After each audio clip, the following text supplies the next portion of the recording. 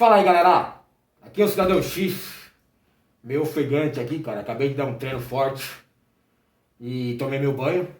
E tava aqui pensando sobre conteúdo ou não. Fui chamado ali para resolver um problema de outras pessoas. Então eu tenho que sair já. Mas enquanto eu tomava banho, eu tava aqui escutando notícias, né? Eu faço isso, eu tenho que fazer 2, 3 coisas ao mesmo tempo para maximizar a minha dedicação de atenção no tempo disponível. Então eu tomava banho, meio que descansava e estava refletindo sobre algumas notícias, né? E uma delas que me chamou a atenção foi a respeito de uma decisão do ministro do STF, Celso de Mello, de obrigar, né, comandar, mandar o presidente Bolsonaro prestar depoimento presencial. Tá certo que não é exatamente presencial, porque pode ser via uma chamada de vídeo, né, mas é diferente, né? O Celso de Mello comandar, né, obrigar o Bolsonaro a prestar um depoimento, né, no caso, né, da acusação que existe lá, é que ele interferiu na Polícia Federal, né, o objetivo, né, que é uma consequência disso, seria proteger seus filhos no Rio de Janeiro, em especial o Flávio Bolsonaro. Então ele queria coagir a Polícia Federal do Rio, isso gerou um atrito com o Moro, né, e aí gerou aquelas acusações, onde o Moro disse que o Bolsonaro interferiu no Ministério da Justiça, interferiu nas escolhas e autonomia da Polícia Federal para se blindar, aparelhando o Estado. Isso é muito grave no Estado democrático.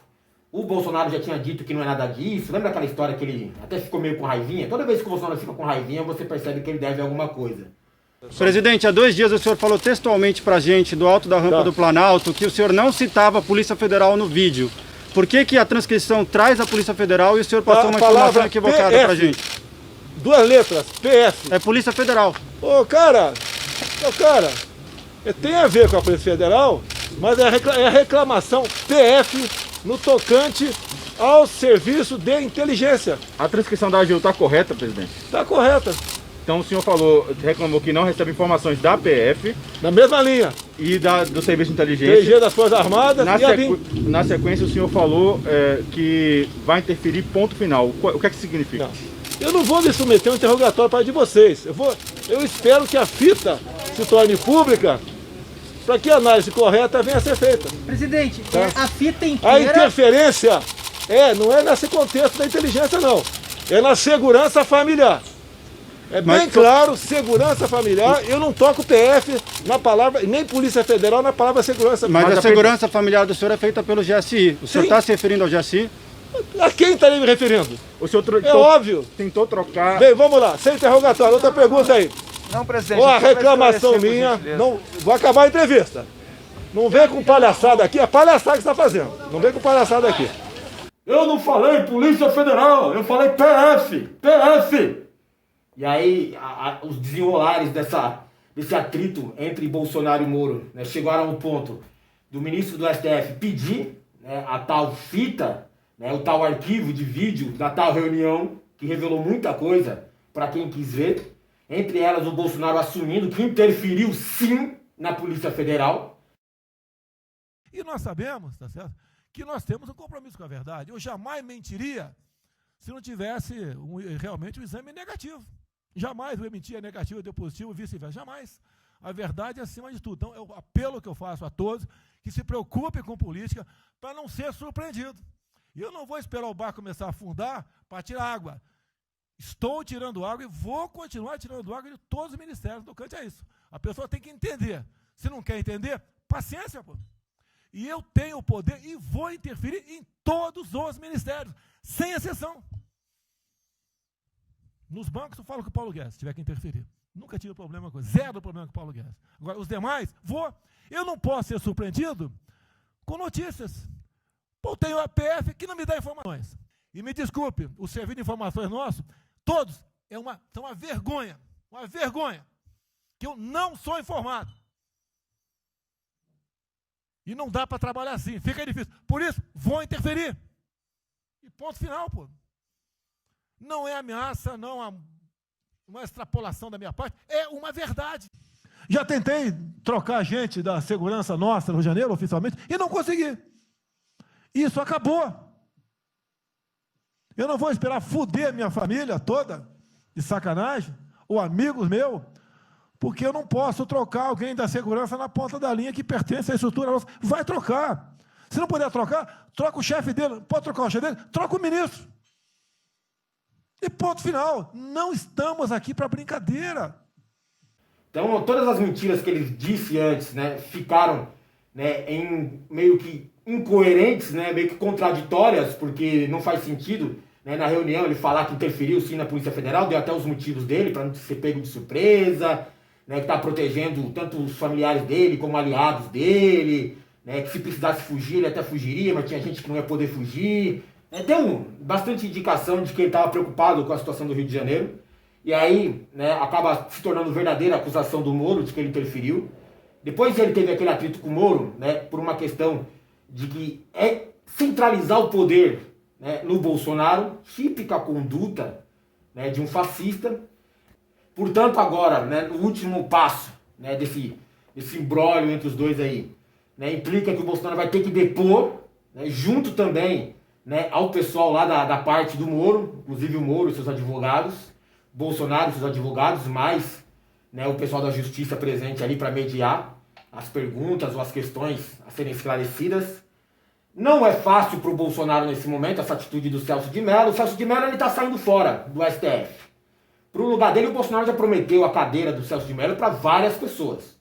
Todo mundo que ajudou o Bolsonaro nesse processo aí, né, de blindagem, de permanência no poder, ele já prometeu. Prometeu para o Aras, prometeu para o ministro da Justiça lá, que eu não lembro o nome, não serve para nada. Já prometeu para o Bretas, já prometeu para o desembargador que salvou o filho dele. Né? Ele já prometeu para um monte de gente essa cadeira. E o Celso de Mello vai sair. Né? E é ele que está à frente desse processo, dessa acusação aí do Moro, Bolsonaro, interferência. E já que ele vai sair, ele meio que se tornou um franco-atirador, não tem nada a perder. Então ele pediu para o Bolsonaro depor, pessoalmente. Por que essa decisão é delicada? Porque o Bolsonaro não vai poder mentir, quer dizer, ele sempre pode mentir. Mas vai se tornar mais complicada a tarefa dele de mentir. Porque ele chegar, né, fazer aquele showzinho, aquela ceninha dele de frente para os repórteres, né? Eu não fiz nada, eu não falei Polícia Federal, falei PF, pergunta pra tua mãe, cala a boca. Aquele showzinho que ele faz, né, se colocando como vítima e ao mesmo tempo agressor para intimidar os outros, ele não vai poder fazer lá nesse depoimento. E a questão de mentir, inventar as coisas e ficar por isso mesmo, né, é uma mentira absurda. Tipo, o Queiroz depositou do empréstimo que ele fez para mim. Essas conversas do Bolsonaro que depois se revelam mentirosas, também vai se tornar complicado, porque ao outro lado, né, a parte acusadora ou a parte envolvida, que seria o pessoal do Moro, né, vai poder perguntar para o Bolsonaro. Inclusive o próprio juiz vai poder perguntar. Porque antes é fácil fazer o showzinho, né, dele nas entrevistas, né, ou dizer por aí, né, a desculpa, a justificativa que ele vai ficar pensando desde agora, né, por causa da interferência, né, lá na Polícia Federal, no Ministério da Justiça. Né? E é diferente também quando ele faz aquele negócio de vou depor por escrito, como o Temer fez. Não dá pra você questionar um cara que depois por escrito, ele vai contar uma historinha, a gente pode até ver que é mentirosa, como sempre, a gente verifica isso nas mentiras do Bolsonaro, nas histórias, nas declarações dele. Só que o impacto da mentira primeira, né, é tão grande, e às vezes gera tanta polêmica nas suas respostas, que o desmentido depois fica em segundo plano.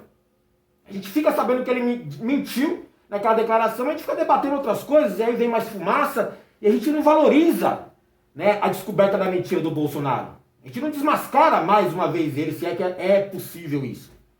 Então, por escrito é fácil, showzinho de entrevista é fácil, pessoalmente vai ser difícil. Porque quando ele contar mentira, o outro lado vai rebater. O próprio juiz ali do caso vai rebater, vai ter mais questões. Então, por escrito, não tinha como você fazer isso, né, questionar as respostas dele. No showzinho que ele dá lá, mentindo, agressivo, passivo, doidão, ignorante, intimidatório, vitimista, quando ele faz isso aí também não tem como você questionar ele. Né? Porque quando questiona, se é um repórter no caso, ele quer bater no cara, dar soco na boca. Nesse caso, não vai ter como fazer nada disso. Né? Ele já foi obrigado a dar o arquivo de vídeo da reunião e acabou se comprometendo muito com isso. Como eu disse pra você, quem quis ver o que realmente estava na reunião sabe, né, a desgraça que está por vir aí com esse governo no poder. Né, todos os ministros falando ali, a própria conduta do Bolsonaro, a confissão dele, né, alguns detalhes que eles ficam falando aí em off. É absurdo o que tem de conteúdo daquela reunião. Se fosse em qualquer país do mundo, tinha caído o governo inteiro após a revelação daquele vídeo. né? Mas aqui no Brasil é mais um vídeo polêmico, mais uma barbaridade, né? E se torna normal, né? O novo normal da política brasileira. Então essa posição, né, do Celso de Mello de obrigar o Bolsonaro a ir lá, vai expor o Bolsonaro. E quando ele mentir, o Moro vai lá e vai desmentir ele, na cara. E ainda vai levantar outras questões que não vai dar tempo dele inventar a mentira ou não vai, né, abraçar tudo. Lógico, o Bolsonaro ele tem aquele negócio, né, de todo bandido tem aqui no Brasil, né, de que não precisa levantar provas contra si mesmo. Então ele não é obrigado a isso, então ele pode chegar lá e ficar quieto. Né, mas vai ficar mais uma vez escancarada a covardia do Bolsonaro, né, aquele negócio de quem deve teme e tal. Né, ele pode fazer lá a arrogância, né, e todo o trabalho de manipulação de opinião pública que eles gostam de fazer nas redes a favor do Bolsonaro e tal. Mas é complicado pro Bolsonaro, nesse momento aí, fazer isso. Não vai ser tão simples assim. E do outro lado, o pessoal da justiça, né, e o pessoal da defesa do Moro e o próprio Moro vão deitar e rolar em cima do Bolsonaro, porque sabe que ele tem dificuldades intelectuais, né, para se virar nesse momento. Quando ele tem a liberdade de mentir e não ser desmascarado, né, fugir da entrevista, por exemplo, é fácil. Ou se ele tivesse um recurso como o Temer de fazer por escrito ficar em casa, com as pernas cruzadas, fumando charuto e negociando, também é fácil. Ao vivo ali, na pegada, eu acho que ele vai ter dificuldades. Então eu espero, né, pela conduta do Bolsonaro, que ele vai chegar lá e não vai falar nada. Me nego a responder, só falo com meus advogados. Tipo aqueles criminosos que a gente está acostumado a acompanhar no mundo da ficção, aí, nos vídeos, nos seriados, nos filmes. Né? Eu não falo nada, não quero dizer nada, não vou me comprometer. Né? Pô, mas e aí, qual o seu nome? Não vou responder. Mas e aí, você é casado com a Michelle? Não quero responder. Mas ele vai fazer isso. Ele vai fazer isso. Ele não tem a condição técnica, intelectual, de manipulação, né, do diálogo ali, como tem, por exemplo, o Lula. O Lula deitou em cima do Moro, né, no seu depoimento lá, e aí ficou ruim pros caras. E o Bolsonaro não tem aquela capacidade. Né? O Lula, pelo menos nesse ponto, ele é admirável. Ele é bom de papo, cara. Ele é bom. Se você deixar ele falar, ele vai deitar em cima de você. E o Bolsonaro, você já percebeu que mesmo falando sozinho, né, ele passa vergonha. Imagina, coagido, ali, intimidado por outras pessoas. Né, e ele sabendo o que ele fez de errado e o pessoal sabendo, né, que o que ele está dizendo é mentira. Já surgiram vários fatos depois mostrando que o Bolsonaro mentiu. Que ele interferiu mesmo na Polícia Federal, era o objetivo dele. Né, tinha uma manobra por trás disso, deu certo até certo momento nesse ponto agora, mas ele vai ter que responder ainda pelas acusações. O caso com o Moro, para quem gosta do xadrez político, para mim é simples. Eu até tinha um conteúdo sobre isso, não sei onde foi parar. O caso com o Moro é simples. O Bolsonaro ele queria concentrar, né, toda a atenção do eleitorado de direita nele próprio. Típica conduta fascista.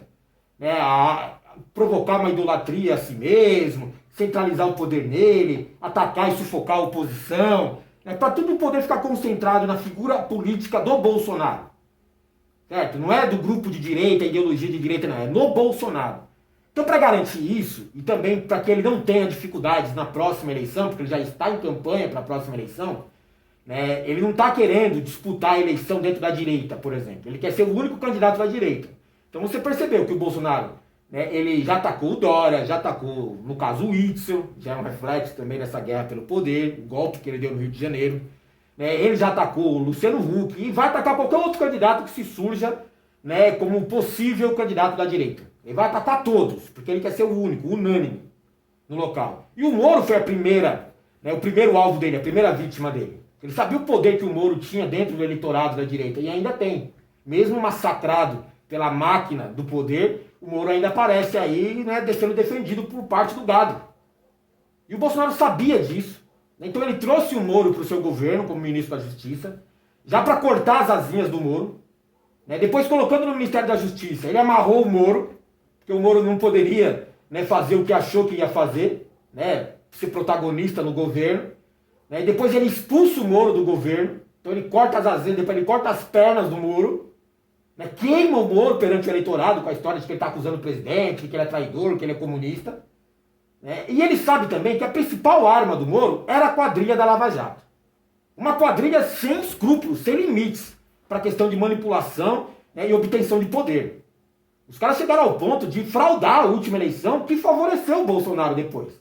Tanto que parte da recompensa, junto à quadrilha da Lava Jato, era colocar o Moro junto ao governo. Só que eles pensaram que iam mandar, e o Bolsonaro já estava preparado para neutralizar essa ameaça dentro do eleitorado da direita. Ele queria detonar a imagem do Moro, e conseguiu. Mas ele sabe o poder que tem a Lava Jato. Fraudaram a última eleição, né, manipularam o resultado de um processo, né, ali promotoria, Moro, numa atitude totalmente ilegal, combinando coisas no processo ali. Eu nunca vi juiz combinar com o promotor, combinar com uma das partes, né, depoimentos, defesas, né, operações.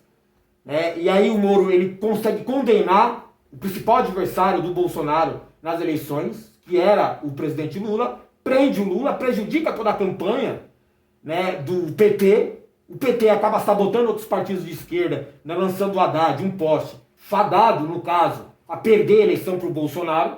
Que se tivesse apoiado o Ciro, por exemplo, a esquerda teria, né, dado muito mais trabalho para o Bolsonaro do que deu o Haddad. E olha que o Haddad sozinho, só com o Lula na cadeia, deu trabalho para o Bolsonaro. Então, tirando o Lula das eleições, né, com a condenação combinada, mais a prisão, a interferência do Moro, né, ele garantiu, com certeza, a vitória do Bolsonaro. Foram recompensados, mas depois se viram, né, traídos pelo Bolsonaro, que tinha uma articulação em torno disso.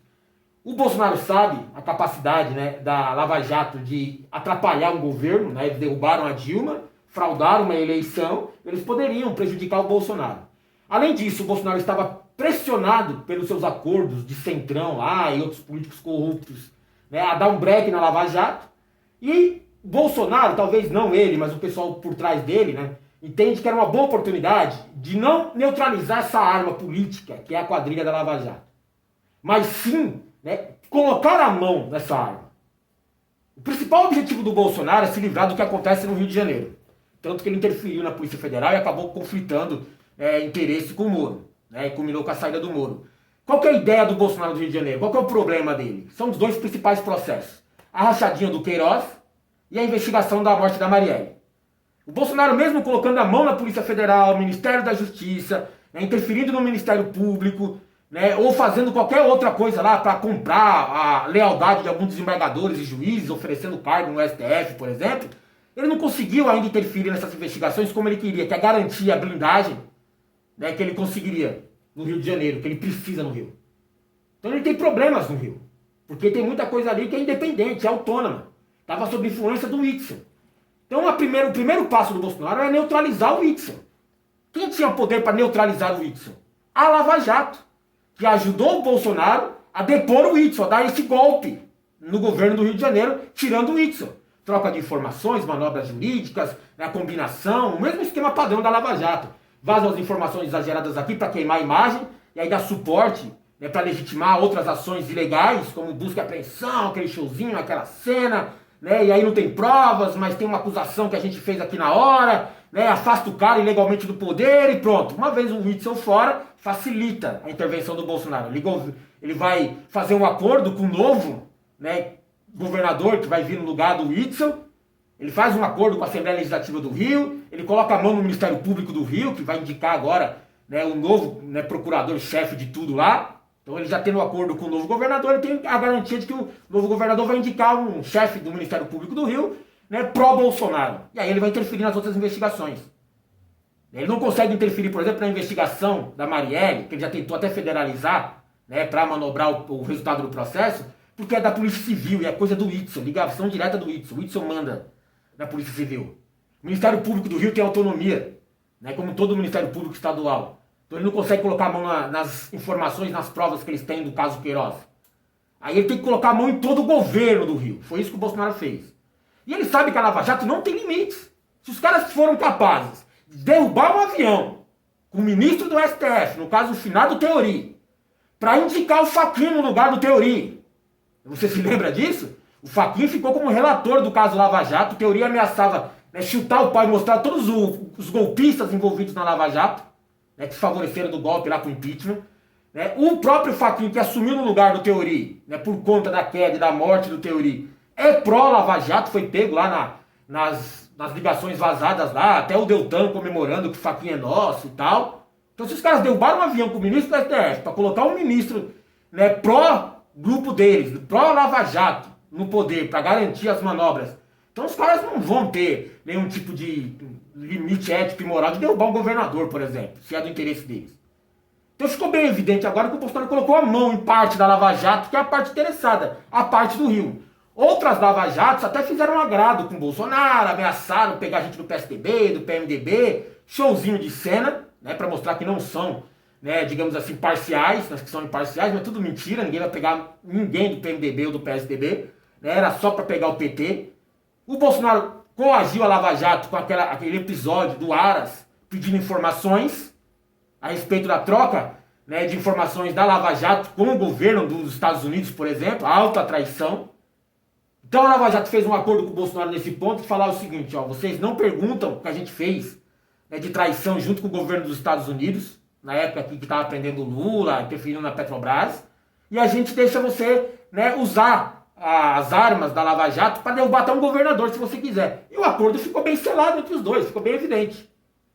Tá tudo muito bom pro Bolsonaro nesse momento. Não fosse o Celso de Mello, que tá saindo fora e falou assim, vou meter o biruta. Vou colocar um mentiroso na frente do outro e vou ficar dando risada. E deixa o povo ver o show. Valeu!